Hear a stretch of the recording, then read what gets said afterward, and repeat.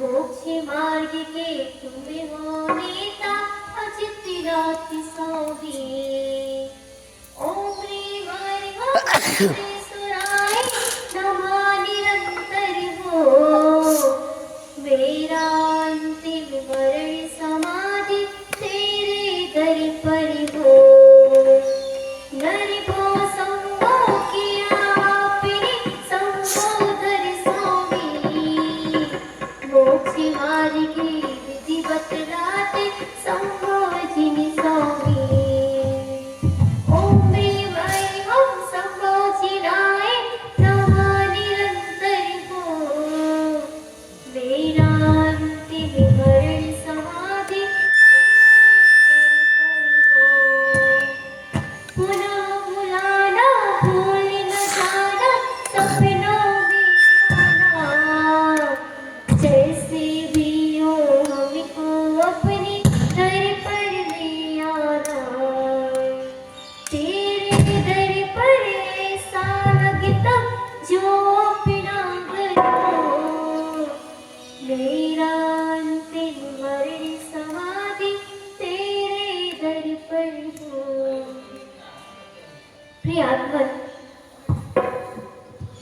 आज हम बद्धा जी में अजितनाथ भगवान के दरबार पे बद्धा जी में अजितनाथ भगवान का विधान करने जा रहे हैं। विधान हम क्यों कर रहे हैं? सबसे पहले तो विधान हम भगवान के लिए नहीं कर रहे। विधान हम अपने कर्मों की निर्जरा के लिए, अपनी आत्म शांति प्रगटाने के लिए, उनके गुणों को प्रगटाने के लिए हम भगवान का विधान आज कर रहे हैं।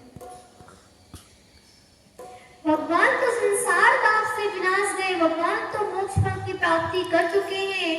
अब हमें अर्घ चढ़ाकर, हमें विधान करके मोक्ष फल की प्राप्ति अब हम अपने लिए पाने के लिए हम ये विधान कर रहे हैं। हे अजितनाथ भगवान, मोक्ष मार्ग के प्रदाता, धर्म तीर्थ को चलाने वाले, हमें भी सद्बुद्धि देना। हम अल्पज्ञ हैं, हम आपकी भक्ति करने के लिए ओतप्रोत हो रहे हैं, क्योंकि हमसे भगवान की भक्ति करने नहीं आती है, फिर भी हम भगवान की भक्ति करने के लिए तत्पर हो रहे हैं। प्रिय आत्मन, धर्म को नहीं, चेतना को चाहो। अनादिकाल से हम जिनवाणी का रसपान ना करने की वजह हम आत्मा को नहीं पहचाना। जो पुद्गल द्रव्य का अभिनंदन करता है, तो पुद्गल द्रव्य उस जीव को चारों गतियों में भ्रमण कराता है।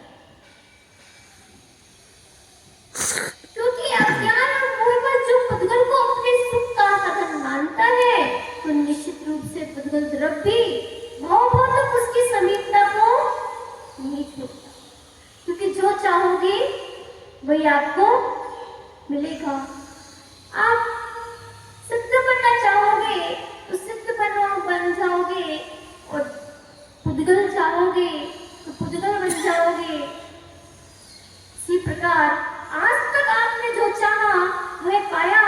अनादिकाल से जन्म को चाहा, शरीर को चाहा है, और जब तक शरीर को चाहोगे तब तक हम शरीर को पाएंगे, और तब तक शरीर मिलते रहेंगे, हम संसार भ्रमण करते रहेंगे। हम शरीर को चाहेंगे तो हमें शरीर ही मिलेगा, और जितना हम राग करेंगे उतने हमारे जीवन में रातें होंगी। इस संसार में राग ही कर पाओगे, राग नहीं पाओगे, राग ही भोग जाओगे। इस शरीर को राग ही कर पाओगे, राग नहीं पाओगे।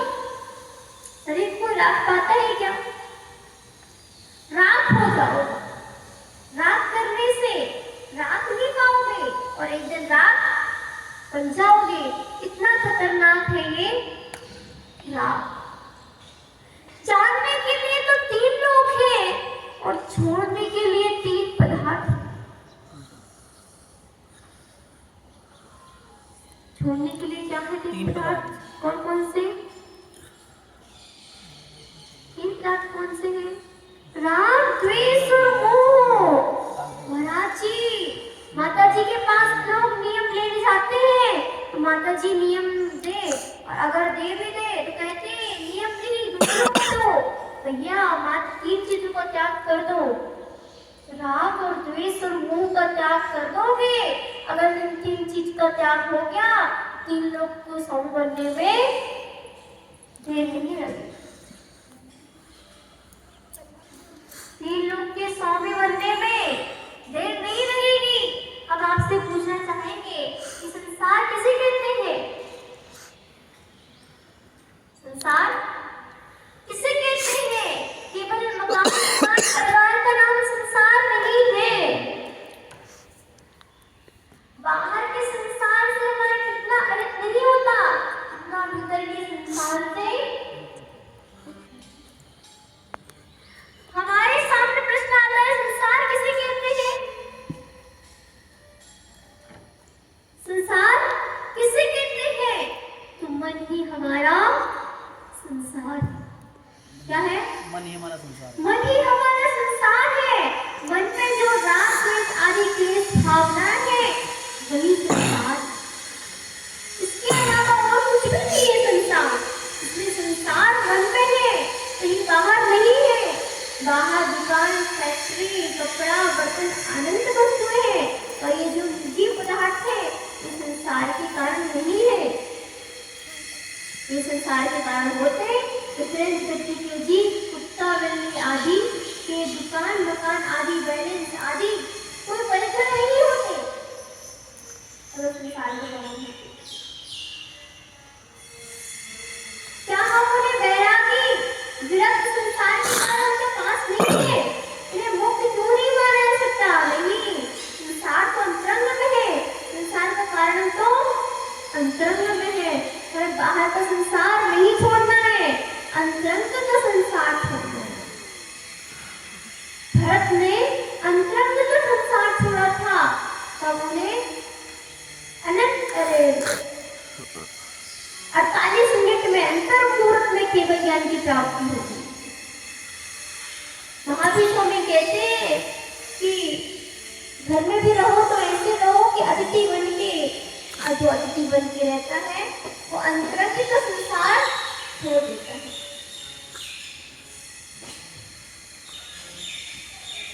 बाहर परिग्रह से रहे व्यर्थ मनस तो स्वभाव से है, किंतु अंतरंग परिग्रह छोड़ने में हम कोई समर्थ नहीं होते। प्लेटफॉर्म पर, पेड़ के नीचे, सड़क के किनारे अनेक व्यक्ति मिलते हैं जिनके पास ना घर है, ना मकान है, ना दुकान है, ना कोई बैंक बैलेंस है, केवल लंगोटी बांधे पड़े हैं। क्या वह निष्परिग्रही है? क्या निष्परिग्रह है? क्या नहीं है। परिग्रह अंतरंग परिग्रह है, भले कुछ नहीं है। क्या उन्हें विरक्त मानोगे, इंसानी मानोगे, तब तो यह सब दरिद्र निष्परिग्रही ही हो जाएंगे। नहीं भैया, ऐसा नहीं है। बाहर परिग्रह नहीं है, पर मन तो भरा है परिग्रह से। संसार में आप रहो, लेकिन संसार में ना रहो। आप दुनिया में रहो, लेकिन दुनिया आप में ना रहे। चित्त में भी संसार। आचार्य भगवान कहते हैं, मन में जो मूर्छा भाव है वही संसार है। दरिद्र आदमी के पास कुछ भी नहीं है, मन में इतना बड़ा संसार है, सारी पृथ्वी मंडल निकल जाने की आकांक्षा है, तंदुल पक्षी की भांति। जल जंतु में एक बहुत बड़ा मगरमच्छ होता है, पर अपना भोजन करने के बाद, पेट भर जाने के बाद सो जाता है। सोते समय उसका मुंह खुल जाता है। अनेक मछलियां उनके मुंह से होकर अंदर जाती रहती हैं, और मगरमच्छ उनके ऊपर ध्यान नहीं देता, उन्हें खाता ही नहीं, सोता रहता है, और मगरमच्छ के कान में ही रहते हैं। मगरमच्छ के कान में ही रहते हैं, लेकिन मगरमच्छ खाता नहीं है। और अनेक मछलियां उसके मुंह से जाती रहती है, और वह सोचता रहता है यदि एक बार मुंह बंद कर ले, अनेक मछलियां उसके मुंह में बंद हो जाएंगी, जिन्हें आराम से खा सकता है। इसकी जगह अगर मैं होता, सारी मछलियां को खाता अंदर खूब मछलियां खाने के भाव रहते हैं, इसलिए वह सातवें नरक जाता है। कौन सा? कमजोर व्यक्ति का जीव सातवें नरक जाता है। क्यों? क्योंकि मछलियां खाता नहीं है, लेकिन भाव तो खाने के खाने के होते हैं।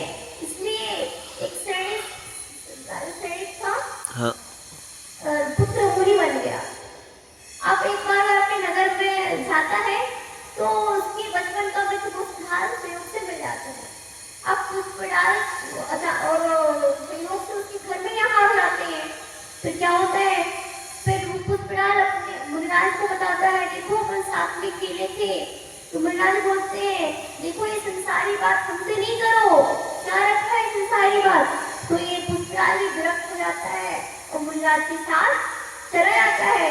एक दिन क्या हुआ, पुष्पलाल का चेहरा मुरझाया हुआ था। मुनिराज ने पूछा, क्या हुआ?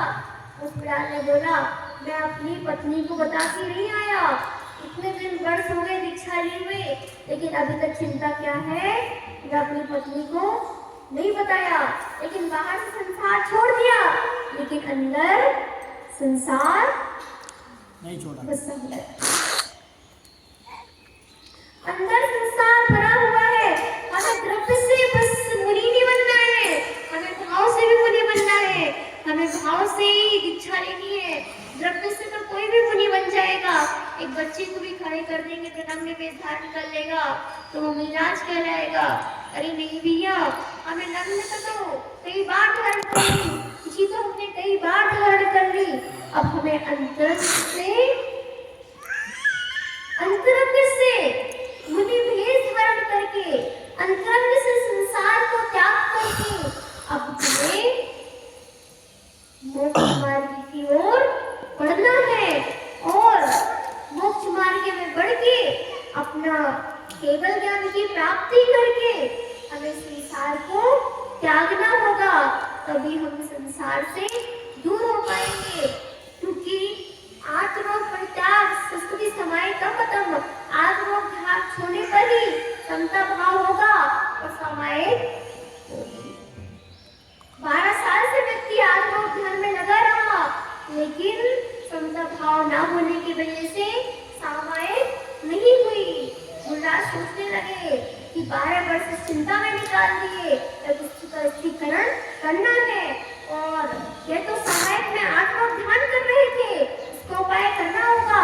कुछ सोचकर दूसरे दिन नगर में राजमहल में ठहराया। मैं रानी चेल्ला से मिलने जाता हूँ। चेल्ला उसकी माँ थी। माँ ने सोचा, इतने वर्ष बाद मेरे बेटे को मेरी याद आ गई, वह तो मुनिराज है। उन्होंने मुनिराज के साथ की तैयारी की, पर अब मन में एक बात अटक रही थी, मुनिराज राजमहल में क्यों आ रहे हैं? कहीं मन वापस गृहस्थी में तो नहीं लग गया?